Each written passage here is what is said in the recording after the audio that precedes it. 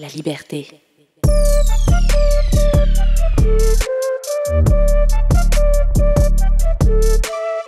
Parlons racisme.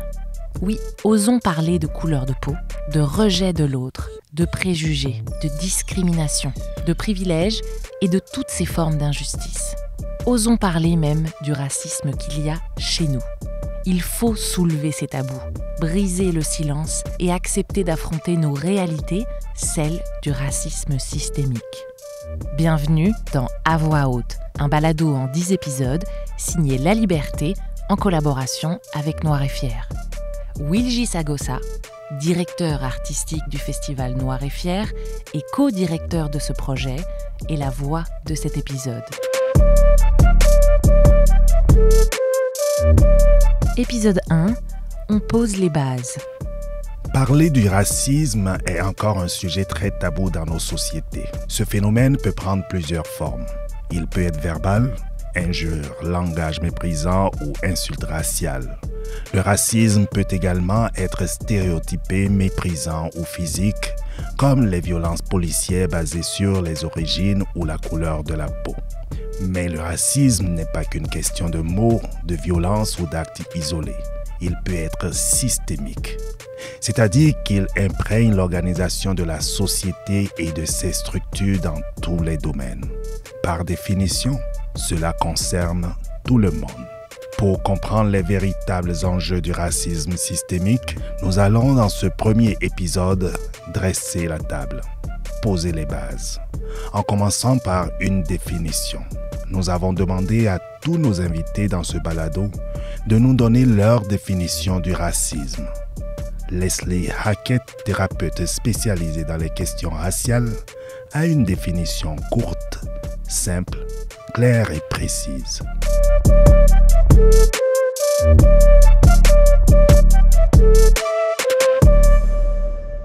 Le racisme, c'est l'ensemble des attitudes négatives envers un groupe racisé, envers un groupe de personnes à cause de leur identité ethnique. Il y a toute la question de si la race même existe ou pas. Qu'est-ce qu'on veut dire par la race? Mais on peut parler de la couleur de la peau ou les origines ethniques. Mais quand il y a l'attitude négative vers ces personnes-là à cause de ça, c'est ça le racisme. Et le racisme systémique, c'est l'ensemble des structures économiques, sociales, politiques qui avantagent les Blancs et qui désavantagent les personnes de couleur. Comment le racisme peut-il devenir systémique? Maryse Potvin, professeure de sociologie à l'Université du Québec à Montréal et co-titulaire de la chaire France-Québec sur les enjeux de la liberté d'expression, explique tout d'abord comment le racisme systémique est une question de pouvoir. À la base, le racisme, comme le sexisme, comme l'homophobie, c'est un rapport inégal de pouvoir à l'origine. Okay? Donc, c'est un rapport inégal entre souvent des majorités et des minorités, mais des groupes qui sont aussi minorisés, parce que les femmes, c'est la majorité de la population en nombre, mais c'est un groupe qui a été minorisé en termes de pouvoir, c'est-à-dire réduit à une situation de moindre pouvoir. Un groupe minorisé, c'est ça. Et donc, c'est un rapport de pouvoir à l'origine qui, à partir d'une différence réelle ou imaginaire, hein, parce que souvent la religion, on présume que les gens sont de telle religion, des fois, c'est pas du tout ça, là. On l'a vu avec le génocide, l'Holocauste, à la Deuxième Guerre mondiale, comment les nazis ont construit les Juifs. Ils étaient tellement pas visibles qu'il fallait leur mettre une étiquette l'étoile jaune, hein, parce que donc ils ont construit donc une visibilité pour exterminer ce groupe-là. Donc et donc comment c'est une construction sociale dans le fond, c'est souvent une différence construite socialement pour asseoir son pouvoir et conserver des privilèges. Mais les privilèges, c'est souvent garder des biens, avoir des droits historiques, hein, parce que quand on dit on a des droits acquis, c'est parce qu'un groupe est là depuis longtemps et a assis son pouvoir institutionnel, etc., etc. Donc, c'est une construction sociale et historique. Et les gens, donc, on construit donc les rapports intergroupes ou les rapports, de racialisation, c'est asseoir, c'est à l'origine, enfin, si on regarde la définition de Colette Guillaumin, c'est une construction sociale d'un rapport, de pouvoir, à partir de différences, réelles ou imaginaires qui, dans le fond, infériorise cette différence-là pour exclure, dominer, opprimer un groupe et asseoir donc encore plus son pouvoir. Donc à l'origine, c'est des rapports de pouvoir, tout simplement. Le racisme, le sexisme, c'est le même processus, mais c'est sûr que c'est des groupes qui sont historiquement, touchés de façon différente, là, mais c'est les mêmes processus de construction sociale. Parce que la différence entre 2 personnes au plan génétique, c'est plus important que il y a pas de différence de couleur au plan génétique, ça existe pas chez les généticiens. Donc la race, c'est pas une, c'est une construction sociale, c'est pas une construction génétique ou biologique, là, bon, on s'entend là-dessus. Donc ça a été démontré après la Deuxième Guerre mondiale avec, Albert Jacquard et cetera, tous les généticiens à l'UNESCO et puis tout ça. Et donc c'est une construction sociale d'une différence. Donc ça, mais dans cette construction sociale-là, il y a des formes et manifestations. Donc, que ce soit dans le sexisme ou le racisme, une des formes, c'est le préjugé. Une autre forme, c'est le préjugé, stéréotype, ça va pas mal ensemble, ça crée des biais. Donc, quand on socialisé dans une société, souvent, ben, ces rapports de pouvoir-là se manifestent dans différentes, à la télé, au cinéma, dans la littérature, dans les institutions, et cetera. Et donc, les gens deviennent habitués de voir que des blancs, par exemple, ou que bon, et cetera. Et donc, ça montre ce rapport de pouvoir-là qui est reproduit dans différents endroits. Et donc, c'est ça le stéréotype et le préjugé. Le stéréotype, c'est une image figée d'un groupe, hein. Et donc, on va dire, bon, le français avec une baguette et un béret, mettons. Bon, ça, c'est tu sais, avec, puis les trucs traditionnels, folkloriques des groupes. Donc, ça, c'est une image un peu figée. Alors que le préjugé, c'est la présomption que ce groupe-là ou les personnes de ce groupe-là vont se comporter de telle façon, positif ou négatif. Donc, quand on présume qu'un groupe, par exemple, on dit tous les Noirs dansent bien, ben, on présume que tous les Noirs dansent bien. Donc, c'est un préjugé qui peut être des fois positif, des fois négatif, mais on généralise à tout un groupe un comportement ou un trait, dans le fond. Et souvent, c'est négatif, hein. Un préjugé, c'est plus une attitude que juste une image, là. C'est plus une attitude parce que ça va m'amener à me comporter de telle ou telle façon devant tel ou tel groupe parce que je vais penser que ce groupe-là, je présume que ce groupe-là, dans le fond, va faire telle ou telle chose.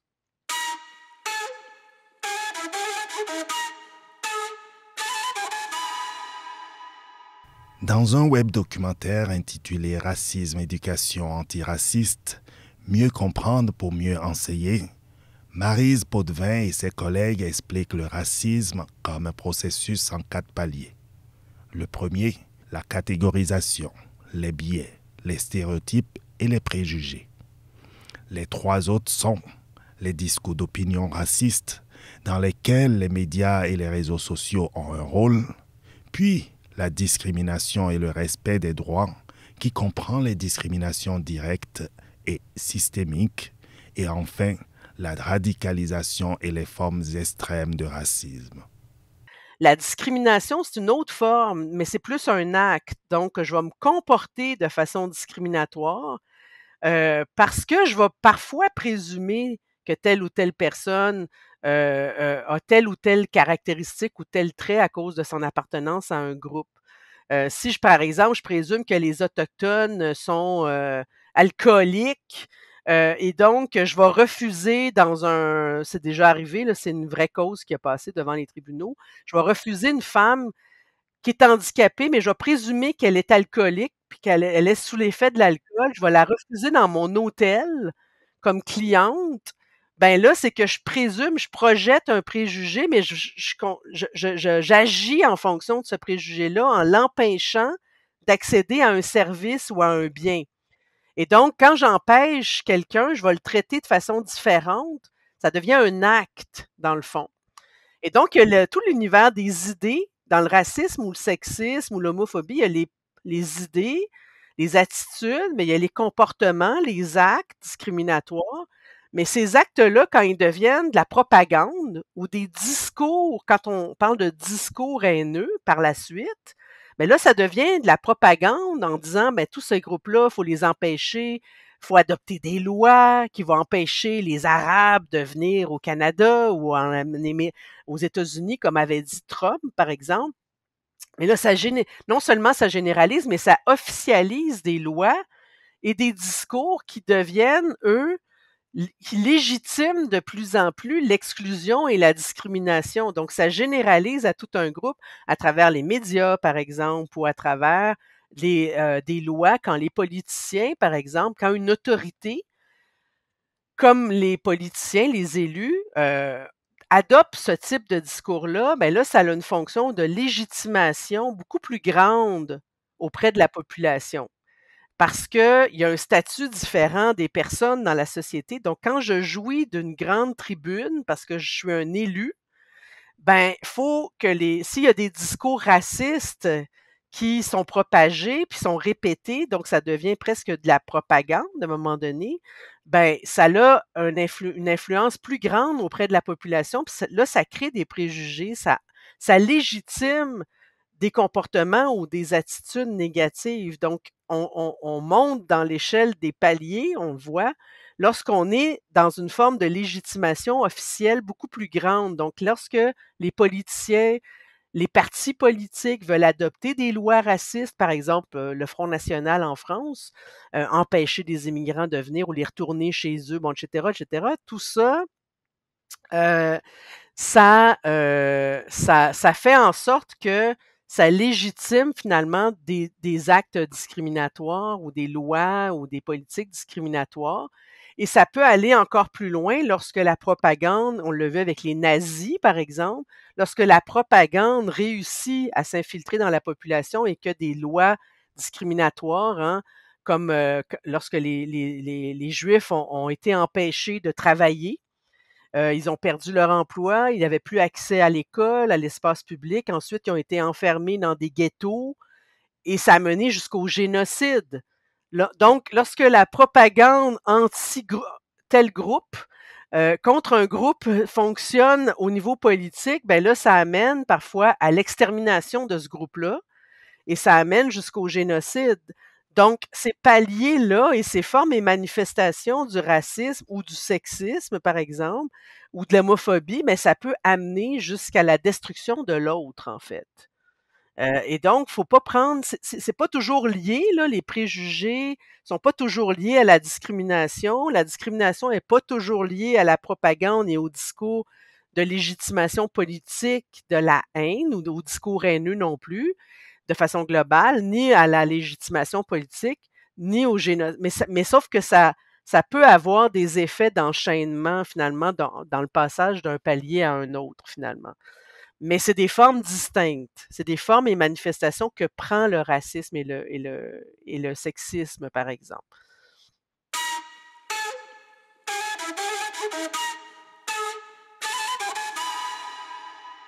Bien que le racisme soit un grand tabou dans nos sociétés, nous avons compris quelque chose avec Maryse Potvin.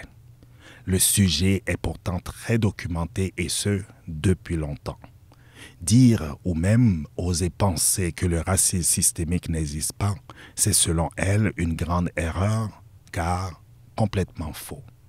Il y a tout un discours néoconservateur en ce moment qui fait en sorte que la voix des personnes racisées est très peu entendue, en fait. C'est que ça venait accuser les gens de racisme, etc. C'est pas très bien compris, cet enjeu-là de racisme systémique, là.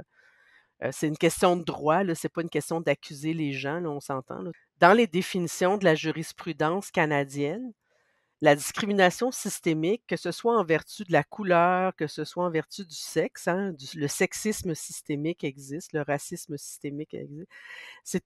En fait, la discrimination systémique, c'est une combinaison de la discrimination directe et de la discrimination indirecte. La discrimination directe, c'est les manifestations, les manifestations directes de propos racistes, de comportements, pas louer un logement à une personne noire, par exemple. Alors que la discrimination indirecte, c'est souvent un effet des règles ou des normes sociales qui vont faire en sorte qui vont avoir des effets préjudiciables sur un groupe en particulier, mais pas de façon nécessairement volontaire. Par exemple, quand les conventions collectives, empêchent des personnes d'avoir accès à des emplois ou quand, pour des questions des fois d'ancienneté qui sont pas toujours nécessaires, si la personne n'a pas d'expérience canadienne ou quand les femmes revenaient sur le marché ou venaient sur le marché du travail dans les années 60-70, on pouvait pas demander à quelqu'un d'avoir 15 ans d'expérience si la femme avait pas travaillé, mais donc ça empêchait souvent l'accès et c'est des règles comme ça qui sont pas toujours nécessaires à un emploi, mais qui ont des effets préjudiciables sur un groupe de personnes. Et donc, la combinaison des deux, ça a été défini dans un arrêt de la Cour suprême sur la question des femmes en particulier. Action Travail des femmes contre Canadien Pacifique, qui était la compagnie de chemin de fer. La définition dans la jurisprudence, ce que les juges ont déterminé comme étant de la discrimination systémique, c'est la combinaison donc de discrimination directe et indirecte, qui est une façon d'appréhender la discrimination systémique, qui est une façon finalement de dire, quand on combine les deux, ben on a un effet de système. Parce que quand on mélange les mentalités, les préjugés, toutes les manifestations, les biais, etc., et qu'on regarde aussi les effets, comment on applique les normes ou certaines pratiques dans le milieu du travail, par exemple, ben, la combinaison des deux, ça crée un effet de système parce que ça crée un cercle vicieux où les personnes peuvent pas être engagées, puis donc ils vont pas être attirés dans le secteur parce qu'ils peuvent pas être engagés et donc où ils ont pas de la promotion bon, etc. Donc, ça a été démontré dans 3 causes systémiques, de la Cour suprême du Canada, notamment Action Travail des femmes pour les femmes en 87, je pense, ou 84 ou 87. Mais après, il y a eu aussi une cause pour les minorités visibles contre Santé Canada, qui est dans le ministère de Santé Canada, cette cause avait démontré justement qu'à l'intérieur du système de la boîte, de l'organisation, ben, il y avait toutes sortes de dynamiques comme ça, à la fois directes et indirectes, qui faisaient en sorte que les personnes des minorités racisées n'avaient pas accès aux promotions, n'avaient pas accès aux formations, n'avaient pas accès. Donc, il y avait un glass ceiling finalement, un plafond de verre à un moment donné qui faisait que les gens ne pouvaient pas monter dans la hiérarchie, puis ils n'étaient pas mis là parce qu'il y avait des préjugés chez les gestionnaires. Pas des préjugés, mais des biais inconscients disant que les clients n'aiment pas ça, avoir une personne noire, ou etc. Et donc, cette combinaison, finalement, de discrimination directe, indirecte, crée un effet de système dans une organisation. C'est ça que ça veut dire. Mais quand on regarde tous les secteurs de la vie sociale, que ce soit en emploi, on retrouve cette combinaison-là, dans le logement, dans la police, dans l'éducation, etc. Ça commence à faire beaucoup de secteurs où il y a des disparités entre les différents groupes qui est susceptible de nous faire penser qu'il y a une combinaison de discrimination directe et indirecte qui crée un effet de système. Et donc, de dire que les juges ont erré quand M. Legault dit le racisme systémique n'existe pas, alors qu'il existe depuis 40 ans toute une littérature scientifique, mais aussi toute une jurisprudence de la Cour suprême sur la question, ben c'est un peu une méconnaissance de ce qu'on vit dans la société, quoi. La discrimination systémique crée des effets de système tellement importants dans tous les secteurs que là, on peut dire, oui, effectivement, quand il y a une montée des paliers, c'est parce que un État devient raciste, un régime, ça devient un régime raciste, et donc les lois vont empêcher certains groupes d'accéder à des biens ou des services ou comme les autres citoyens, par exemple. Et la forme la plus officielle, c'est justement quand un régime devient de plus en plus raciste.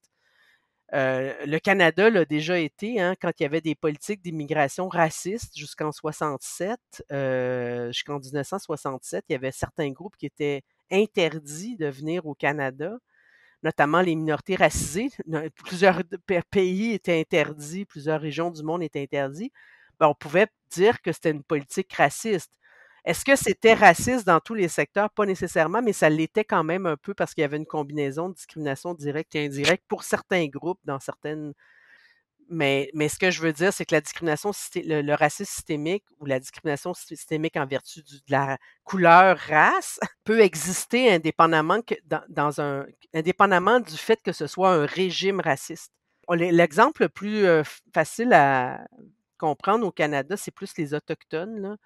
Parce que les Autochtones, non seulement sont soumis à la loi sur les Indiens, qui est une loi qui les rend comme des mineurs, donc on les a minorés, réduits à des situations de moindre pouvoir, puis on a décidé pour eux, les institutions les a traités en mineurs, comme des mineurs, des enfants, et ils ont été mis dans des pensionnats, etc., ce qui fait qu'ils ont perdu leur culture. Donc l'histoire du génocide culturel, c'est quand même un phénomène qui est documenté puis qui a été, mis dans un rapport, là, la commission vient, puis bon, sur les femmes autochtones, récemment, donc les 2 rapports fédéral et provincial sur les femmes autochtones assassinées et disparues.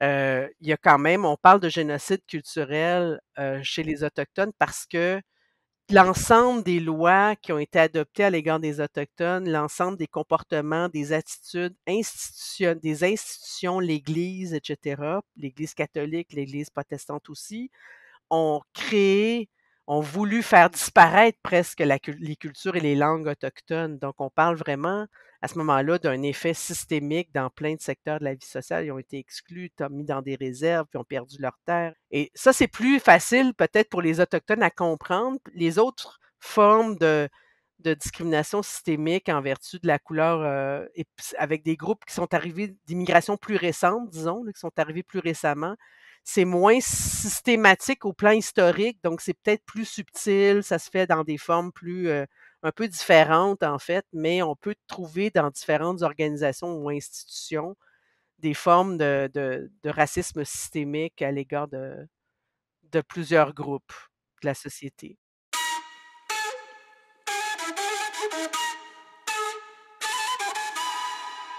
Qui a le droit de parler, puis qui a pas le droit de parler dans la société? C'est aussi un rapport de pouvoir.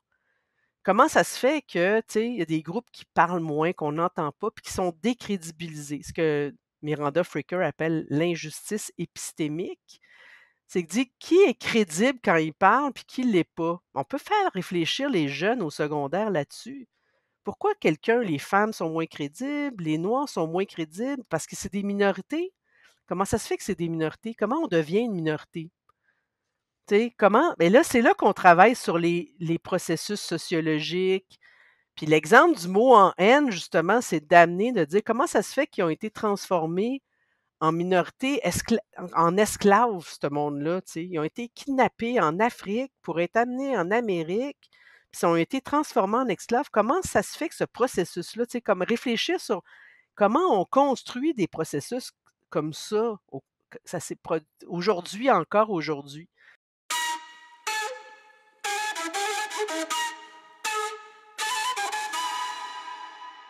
Le racisme systémique s'instaure et se pérennise donc via des systèmes de gouvernance. Joël Tétrault, enseignant d'éducation autochtone, répond à certaines questions que Maryse Potvin vient de poser. Comment expliquer ces processus sociologiques? Il remonte un peu dans l'histoire pour nous expliquer. Les gens sont sous l'impression que la démocratie est venue de l'Europe. C'est les Grecs qui ont inventé ça, mais la démocratie existe ici en Amérique du Nord depuis des milliers d'années. Il y a différents types de démocratie. Il y a des démocraties parlementaires, il y a des démocraties républicaines, mais aussi il y a des démocraties de consensus. Et c'est ça qu'on avait ici en Amérique du Nord. La plupart des Premières Nations ici, ce qu'on appelle le territoire du Canada, c'est des démocraties de consensus où ce que les hommes, les femmes, les enfants et même les êtres vivants avaient un mot à dire dans les décisions qu'on prenait. Et les chefs, comme des fois on a l'impression que les chefs des Premières Nations faisaient toutes les décisions, c'est pas le cas du tout. Le modèle de leadership, c'est que le chef est seulement porte-parole de la communauté. Alors la décision est prise en communauté et le chef ne peut pas faire sa propre décision, il doit respecter la volonté de la communauté. après qu'ils ont fait leur décision. Une décision pouvait prendre 2 semaines, 1 jour, 2 mois. Mais le temps qu'il faudra que la bonne décision soit prise. Mais lorsque la décision a été prise par la communauté, c'est le but de la chef ou le chef, parce qu'on oublie aussi, avant l'arrivée des Européens, que beaucoup des peuples des Premières Nations étaient matrilinéaires et matriarcales, et les chefs, c'était des femmes. Ou s'ils n'étaient pas chefs, c'est les femmes, les groupes de femmes qui choisissaient les chefs. Et comme j'ai dit, les politiciens, les chefs autochtones étaient seulement des porte-paroles. Et je pense que c'est une des choses qu'on peut intégrer à notre démocratie aujourd'hui, où on a l'impression que les politiciens font les décisions. Vraiment, ce que les politiciens devraient être, c'est seulement les porte-paroles de leur communauté. Moi, je suis souvent guidé par le livre Stand from the Beginning de Ibram X. Kendi, qui est, je pense, un livre que tout le monde devrait lire. Et il parle des racines historiques de l'invention de la race et pourquoi qu'on l'a inventée. Puis justement, la race a été inventée pour déhumaniser certains, pour justifier l'esclavage, et ensuite déhumaniser les peuples autochtones pour qu'on puisse voler cette terre-là sans permission, sans négociation. Alors, à la racine, le racisme a été inventé pour diviser, mais aussi a été inventé pour justifier des actes inhumains envers des humains. Alors, si tu peux utiliser un système qui déhumanise des humains, tu vas pouvoir justifier presque n'importe quoi. Puis je pense à la base, c'est ça. L'invention de la race, c'est de distinguer, hiérarchiser et dans le but de déhumaniser certaines personnes pour qu'on puisse prendre avantage, soit main-d'œuvre gratuite, parce que vraiment, c'est ça, l'esclavage, c'est de maximiser ses profits. Parce qu'à la base, le racisme a été inventé pour justifier le système du capitalisme et l'accumulation aberrante de richesses dans la main de certains et de justifier des actions déhumanisantes envers d'autres. Alors, vraiment, c'est ça, l'invention de la race, c'est ça. Puis on a passé tout le 19e siècle à essayer de le prouver scientifiquement. On l'a enseigné, ces notions-là, dans les écoles. On enseigne encore certaines notions de ça. Puis les gens, même si on a dit c'est une construction sociale, biologiquement parlant, les humains sont 99,99999 pareils, c'est que, tu sais, si tu entends une menterie assez longtemps, tu vas le croire. Et c'est un peu ça ce qu'on est rendu. Il faut démystifier ça. Il faut vraiment mettre en évidence que tu sais. Puis je dis pas que la race n'existe pas, parce qu'évidemment, elle existe parce qu'elle a été légiférée. Puis il y a des gens qui ont souffert puis souffrent encore aujourd'hui à cause de ces systèmes-là. Alors, je veux pas mettre de côté la souffrance des gens, mais biologiquement parlant, la race n'existe pas. Et c'est comme tout autre. C'est comme on a la colonisation nous a apporté cette notion-là que les hommes sont naturellement supérieurs aux femmes, qui est complètement faux. C'est faux, faux, faux. Et ça, c'est une des raisons pourquoi il y a eu un génocide ici, et le génocide continue en Amérique envers les peuples autochtones. C'est que lorsque les colons sont arrivés ici, puis ont réalisé que les femmes étaient des chefs, que les femmes faisaient, dans la plupart des communautés, les grandes décisions, ça allait complètement à l'encontre de ce qu'ils enseignaient, que ce que l'Église catholique enseignait en Europe, où ce que l'humain domine, et ensuite l'homme est vraiment le chef de la famille, chef de la société, et ces choses-là. Alors, c'est tous ces systèmes-là qui ont été mis en place pour, encore, déhumaniser, puis mettre certains dans le pouvoir, maintenir le pouvoir chez certains et d'enlever le pouvoir chez d'autres.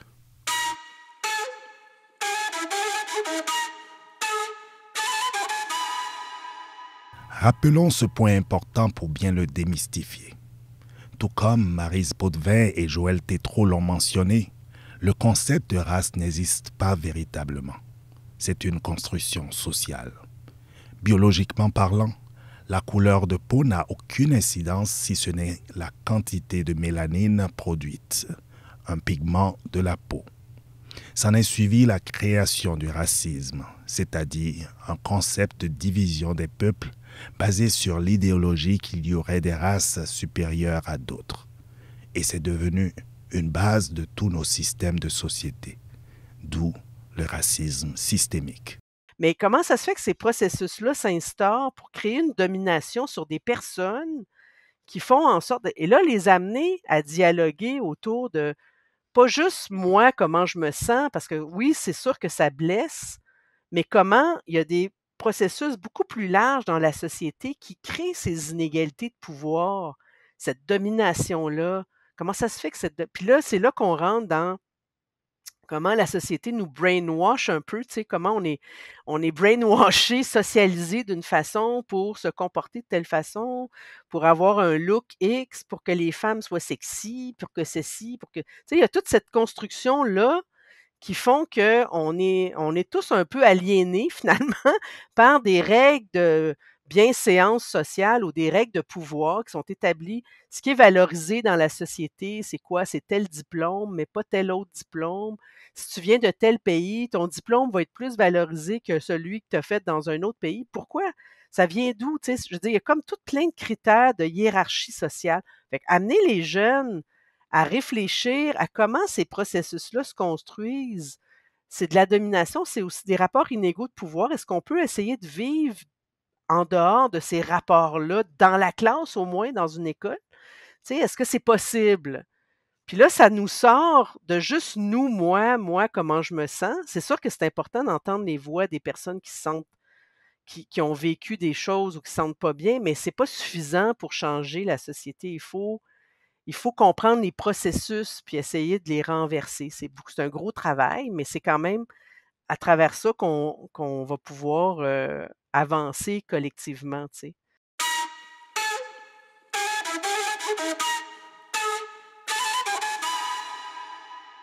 Nous avons rencontré le docteur Abdul-Rahman, psychologue clinicien, pour parler du racisme systémique.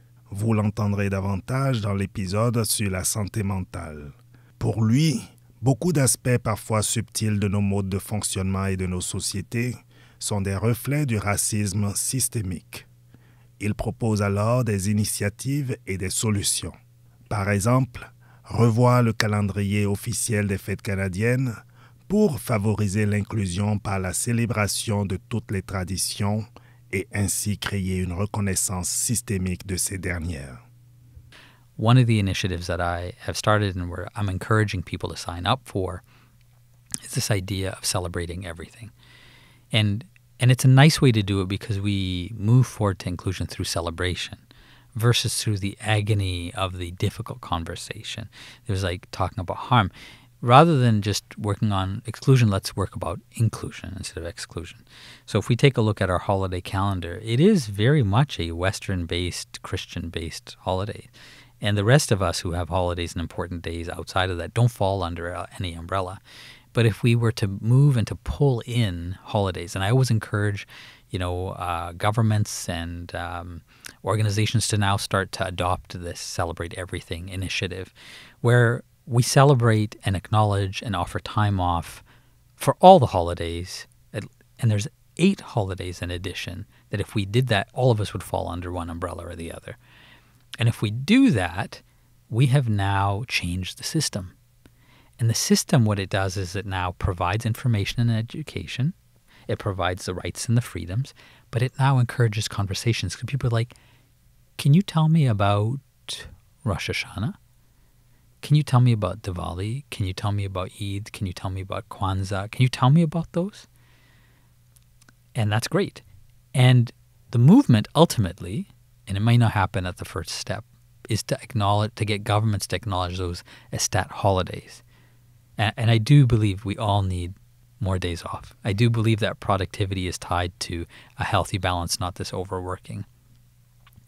But when that happens, people give credit. It's not that people have to adopt a belief or a culture, but they give credit for that day off to other people. And we start to recognize those days off as not foreign holidays, but as Canadian holidays.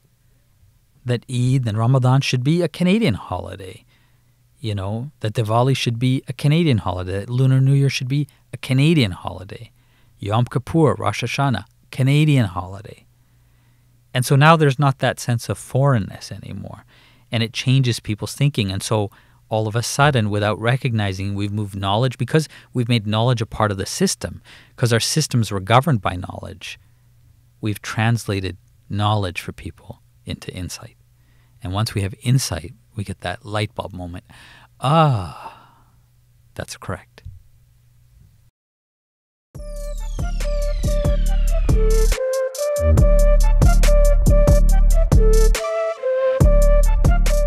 Merci aux intervenants de cet épisode.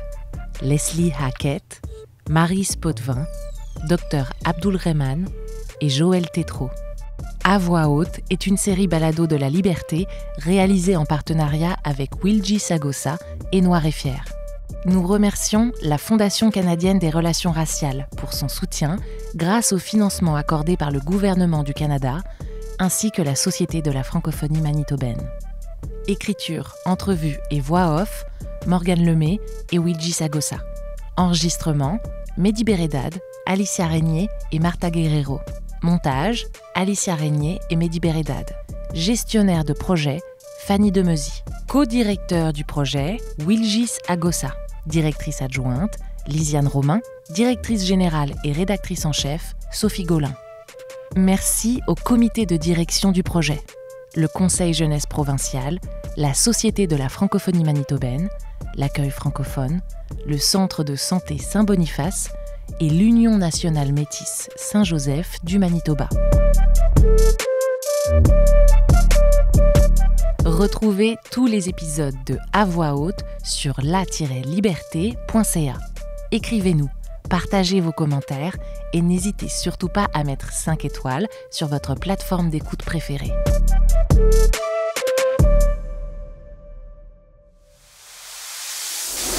La liberté.